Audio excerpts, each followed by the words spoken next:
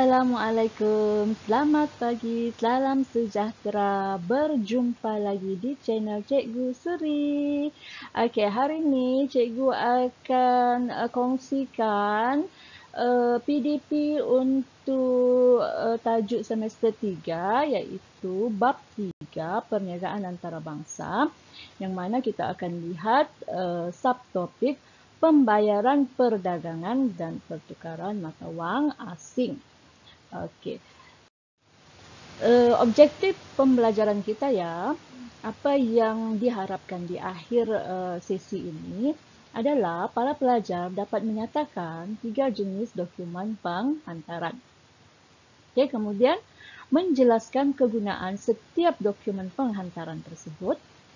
Okey, kemudian menjelaskan kaedah penyelesaian perdagangan antarabangsa dan boleh menjelaskan kegunaan dokumen pembayaran perdagangan antarabangsa. Okey, ini antara 4 objektif lah. Jadi diharap selepas sesi pembelajaran kita pada hari ini, para pelajar diharap dapatlah untuk menyatakan 3 jenis dokumen penghantaran, menjelaskan kegunaannya, menjelaskan kaedah penyelesaian perdagangan dan menjelaskan apakah kegunaan dokumen pembayaran perdagangan antarabangsa. Okey, yang pertama kita akan lihat kepada dokumen penghantaran. Apa itu dokumen penghantaran? Okey, dokumen penghantaran merujuk kepada dokumen yang diperlukan untuk melakukan urus niaga di peringkat antarabangsa. Maksudnya di sini, dokumen-dokumen ini akan digunakan untuk aktiviti perniagaan antarabangsa. Antaranya, yang pertama adalah surat pengesahan penghantaran laut ataupun Bill of Loading. Yang kedua, surat pengesahan penghantaran udara iaitu Airway Bill. Okay. Yang ketiga, sijil pengesahan tempat asal ataupun Certificate of Origin. Okay, kita akan lihat satu per satu. Okay, kita lihat dahulu yang pertama apa itu surat penghantaran laut ataupun Bill of Loading. Okay. Surat penghantaran laut ini merupakan dokumen yang dikeluarkan oleh syarikat perkapalan sebagai perakuan penerimaan barang-barang. Okay. Merupakan dokumen hak milik dan tidak boleh dipindah milik atas persetujuan pemilik sebenar. Okey, dan dokumen ini perlu dikemukakan ketika membuat tuntutan barang-barang. Okey, maksudnya surat penghantaran laut ini akan digunakan apabila sesebuah organisasi itu atau syarikat itu menggunakan pengangkutan laut untuk menghantar barang tersebut. Okey, jadi pihak perkapalan akan mengeluarkan dokumen ini, akan mengeluarkan surat ini sebagai perakuan mereka telah menerima barang-barang tersebut. Ya, merupakan dokumen hak milik terhadap barang dan tidak boleh dipindah milik melainkan ada persetujuan daripada pemilik sebenar. Okey, dan dokumen ini harus dikemukakan semasa syarikat membuat tuntutan barang terhadap barang. Okey, di sini kalau kamu nampak yang atas ini, cikgu highlightkan yang fakta khusus. Maknanya dokumen penghantaran ini adalah fakta khusus. Jadi dalam dokumen penghantaran, fakta khusus yang pertama adalah inilah surat penghantaran laut. Okey, yang kedua, kita masih lagi dalam surat penghantaran laut. Sekarang kita akan lihat apa kandungan dalam surat pengesahan penghantaran laut. Okey, kandungan ini juga merupakan fakta khusus yang perlu pelajar ingat. Okey, dalam surat pengesahan penghantaran laut ini, apa yang ada dalam surat tersebut adalah 1. Nama dan alamat pengekspor. Siapa pengekspor tersebut. Okay. Jenis barang, tambang yang dikenakan terhadap barang tersebut, nama kapal yang digunakan, Ya, nama pelabuhan yang menghantar dan menerima barang tersebut. Okay, syarat-syarat perkapalan dan tanda barang tersebut. Jadi ada 7 item yang terdapat dalam surat pengesahan penghantaran laut. Okay. Seterusnya, fungsi surat ini adalah sebagai bukti kewujudan kontrak antara syarikat perkapalan dengan pengekspor. Maknanya ada kontrak yang mana pengekspor menggunakan kapal tersebut untuk menghantar barang ke destinasi. Okey, yang kedua sebagai nota makluman, ya, nota makluman iaitu maklumat tentang barang yang dibawa, ya, boleh niaga atau dicagarkan untuk tujuan pembiayaan, membantu pihak kastam untuk menentukan cukai. Okay, seterusnya, kegunaannya adalah sebagai perakuan penerimaan barang oleh syarikat perkapalan. Maknanya ada buktilah, ya, bahawa syarikat perkapalan tersebut menerima barang tersebut. Okey, nota surat ini, ya, surat ini perlu dibuat dalam 5 salinan.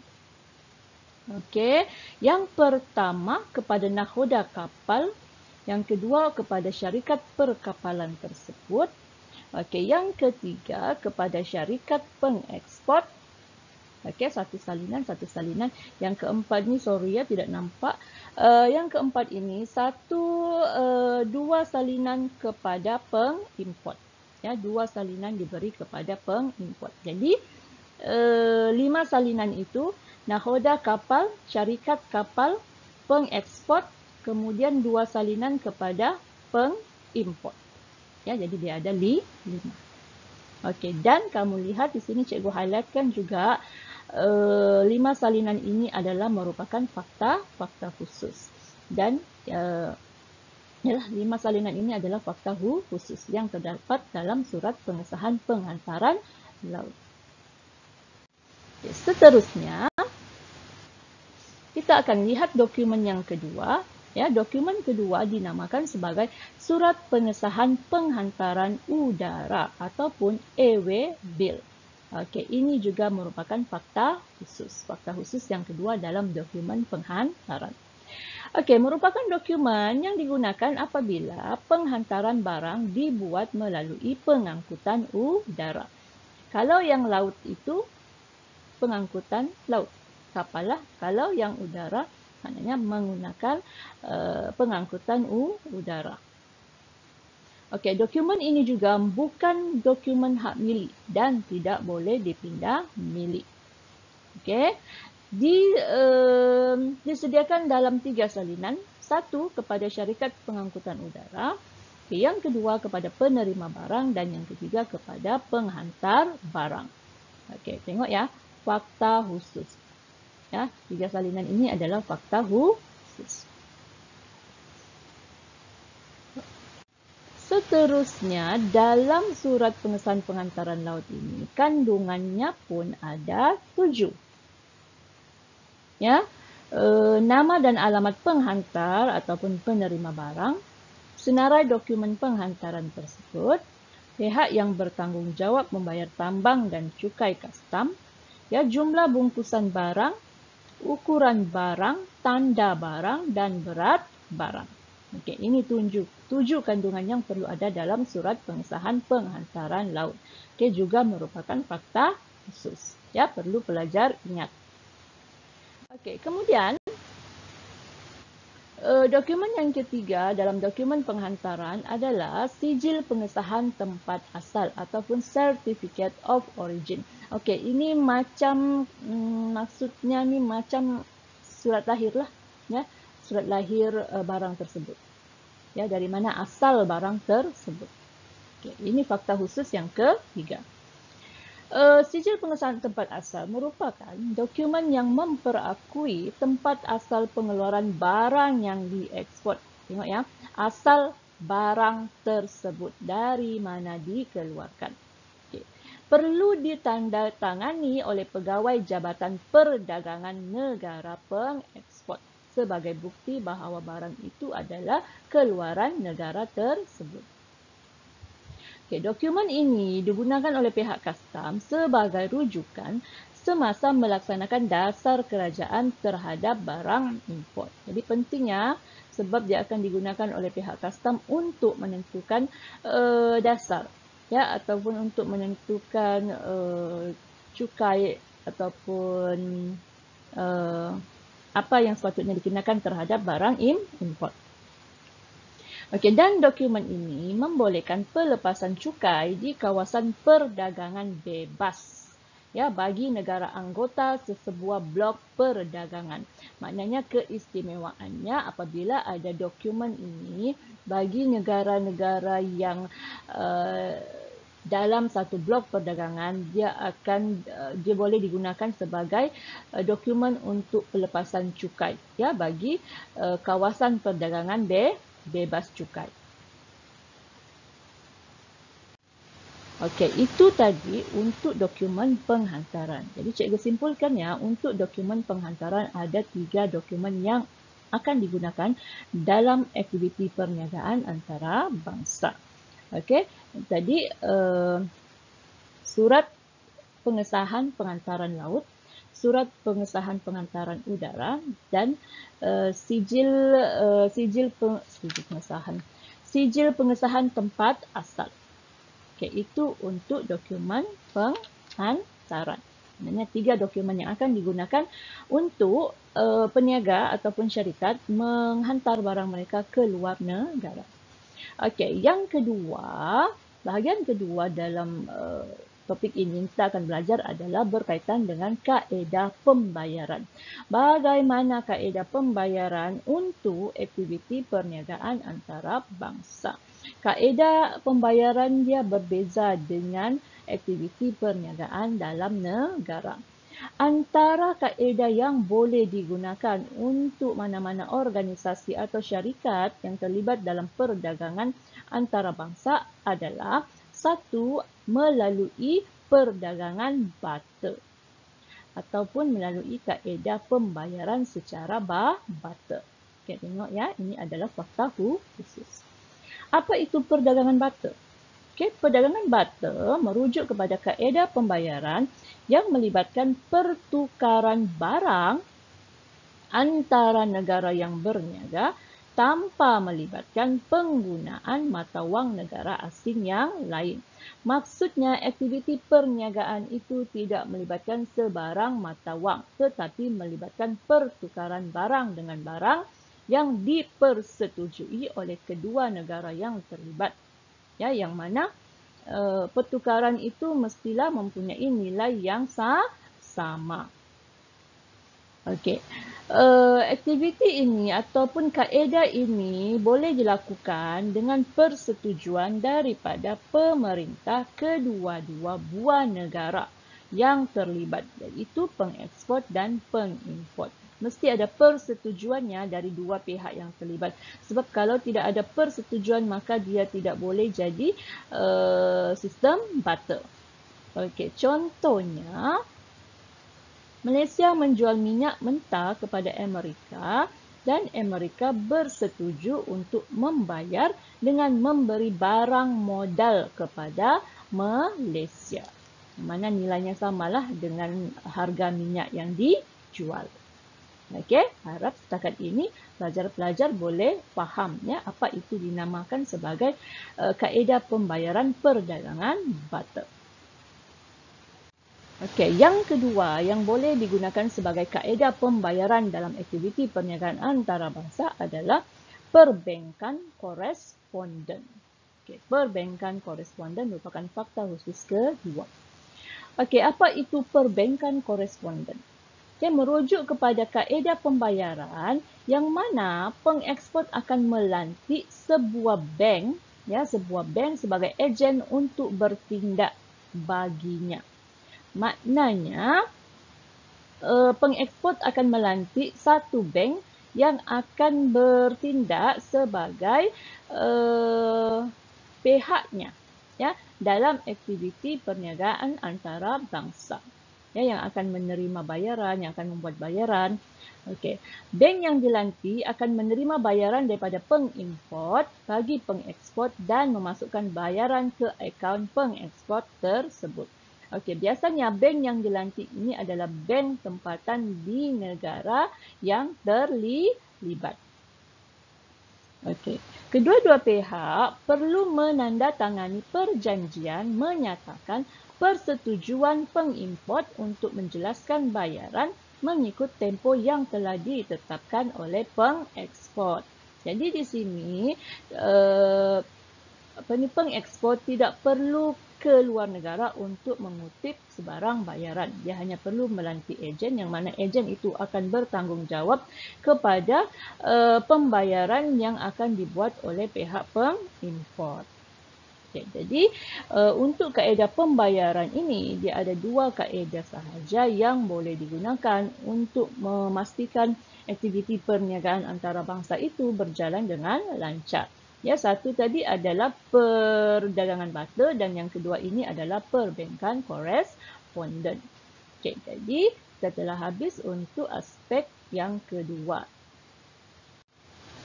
Okey, aspek yang ketiga yang akan kita lihat dalam bahagian ini adalah berkaitan dengan penyelesaian perdagangan. Macam mana penyelesaian perdagangan boleh dilakukan dalam aktiviti perniagaan antarabangsa. Okey, untuk menyelesaikan isu-isu ataupun masalah perdagangan perniagaan yang melibatkan perniagaan antarabangsa, apa yang boleh dilakukan adalah satu, dengan menggunakan surat kredit ataupun letter of credit. Ini fakta khusus ya. Surat kredit ini merupakan dokumen yang menyatakan persetujuan pihak bank untuk membayar sejumlah wang kepada pengeksport, yang mana surat ini akan dikeluarkan oleh bank pengimport sebagai jaminan pembayaran kepada pengeksport. Okey, jadi maksudnya di sini untuk memastikan tidak berlaku masalah pembayaran ya antara pengimport dengan pengeksport dalam aktiviti perniagaan antarabangsa, surat kredit ini yang akan digunakan. Okey, surat kredit ini persetujuan pihak bank untuk membayar wang kepada pengeksport. Ya, ini macam yang tadi yang kita lihat, bank yang telah dilantik dalam perbankan koresponden. Ya, mereka akan menggunakan surat kredit inilah, ya, yang mana mereka akan membayar wang kepada pengeksport. Okay, ya, surat ini dikeluarkan oleh bank pengimport bagi jaminan pembayaran kepada pengeksport. Ini maknanya tidak akan ada masalah lah, sebab ada bank yang akan memainkan peranan yang akan membayar jumlah hutang ataupun bayaran yang sepatutnya diterima oleh pengeksport. Okey, yang kedua adalah tuntutan ikut perintah. Ya, tuntutan ikut perintah ini merujuk kepada atau kata nama lainnya sign ataupun demand order. DO lah. Ya, ini fakta khusus seterusnya. Okey, tuntutan ikut perintah merupakan satu bentuk arahan bertulis tidak bersyarat yang ditujukan oleh pengeksport kepada pengimport. Ya, yang mana pengeksport akan meminta pengimport membayar sejumlah wang yang diperlukan dalam tempoh yang telah ditetapkan.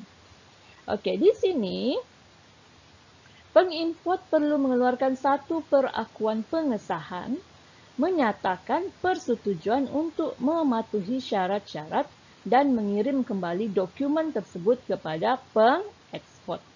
Ya, setelah menerima dokumen tersebut, pengeksport akan menghantar barang kepada pengeksport dan mendiskaunkan bil perintah bayar di bank tempatan. Okey, faham setakat ini para pelajar? Ya, maksud tuntutan ikut perintah ini, kita tengok balik definisinya. Arahan bertulis tidak bersyarat yang ditujukan oleh pengeksport kepada pengimport. Ya, yang mana pengeksport akan meminta pengimport membayar sejumlah wang dalam tempoh yang ditetapkan. Jadi, surat tuntutan ikut perintah ini akan dikeluarkan oleh pengimport untuk menyatakan persetujuannya mematuhi syarat-syarat yang diminta oleh pengekspor dan mengirim kembali dokumen tersebut kepada pengekspor lah. Okey, setelah pengekspor menerima, pengekspor akan mendiskaunkan bil perintah di bank tempatan dan menghantar barang kepada pengimport. Ya, dan akan menghantar barang kepada pengimport lah. Maknanya ada tuntutan ikut perintah itu baru barang akan dihantarkan. Jadi maknanya ada surat yang meyakinkan pihak pengekspor bahawa bayaran akan dibuat oleh pengimport. Ada bukti. Okey. Jadi untuk bahagian ini pun dia hanya ada dua sahaja ya. Satu tadi adalah surat kredit ya, dan yang kedua ini adalah tuntutan ikut perintah. Jadi untuk bahagian ini kaedah pembayaran dan penyelesaian perdagangan telah selesailah ketiga-tiga bahagian. Yang mana dalam subtopik ini ya, subtopik ini pembayaran perdagangan dan pertukaran mata wang asing ini dia ada 3 pecahan. Satu tadi dokumen penghantaran, yang kedua tadi berkaitan dengan kaedah pembayaran, dan yang ketiga adalah penyelesaian perdagangan. Okey, dokumen pembayaran dia ada 3. Surat pengesahan penghantaran udara, surat pengesahan penghantaran laut, dan sijil pengesahan tempat asal. Untuk kaedah pembayaran dia ada 2. Yang pertama perdagangan barter dan yang kedua adalah perbankan koresponden. Manakala penyelesaian perdagangan ini pula dia ada 2 juga fakta khusus, iaitu yang pertama surat kredit dan yang kedua itu adalah tuntutan ikut perintah. Okey, jadi ketiga-tiga bahagian ini meliputi kaedah pembayaran dan penyelesaian perdagangan antara bangsa. Okey, jadi setakat ini sahaja rasanya untuk subtopik ini. Ya, yang mana untuk tajuk perniagaan antara peranan mata wang asing, kita akan jumpa di video akan datang yang mana cikgu akan terangkan secara berasingan untuk peranan mata wang asing. Okey, jadi sekian sahaja dari cikgu dahulu setakat ini. Kita jumpa di video-video akan datang ya, dengan tajuk-tajuk daripada bab-bab yang lain dan sub-subtopik yang lain. Okey, terima kasih kerana sudi meluangkan masa untuk melihat video cikgu. Jangan lupa subscribe dan like channel cikgu. Okey, boleh share juga dengan kawan-kawan. Okey, itu sahaja. Sekian dan terima kasih.